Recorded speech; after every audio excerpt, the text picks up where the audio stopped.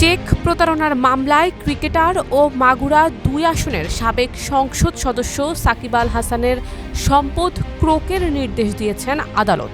ঢাকার অতিরিক্ত chief metropolitan magistrate Ziadur রহমানের আদালত এই আদেশ দেন।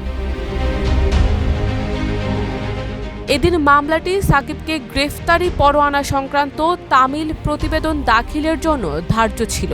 আসামি পলাতক থাকায় বাদীপক্ষ তার সম্পদ ক্রোক করার আবেদন করেন। শুনানি শেষে আদালত তা মঞ্জুর করেন।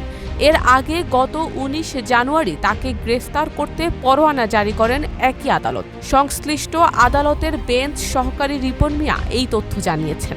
একনল হ্যান্ড ওয়াশ ১০০% প্যারাবেন ফ্রি, তাই নিরাপদ হাতের জন্য আস্থা রাখুন একনলে। গত বছরের ১৫ই ডিসেম্বর ঢাকার অতিরিক্ত চিফ মেট্রোপলিটন ম্যাজিস্ট্রেট মাহবুবুল হকের আদালতে আইএফআইসি ব্যাংকের পক্ষে শাহিবুর রহমান বাদী হয়ে সাকিব সহ ৪ জনকে আসামি করে মামলা করেন।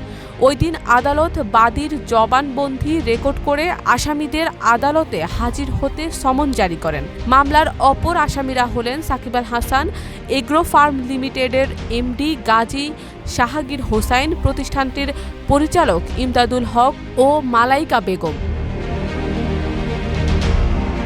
এর মধ্যে আসামি ইমদাদুল হক ও মালাইকা বেগম আদালতে হাজিরা দেন।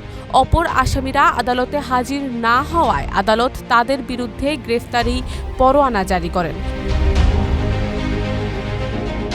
শারমিন নিশু, ঢাকা পোস্ট।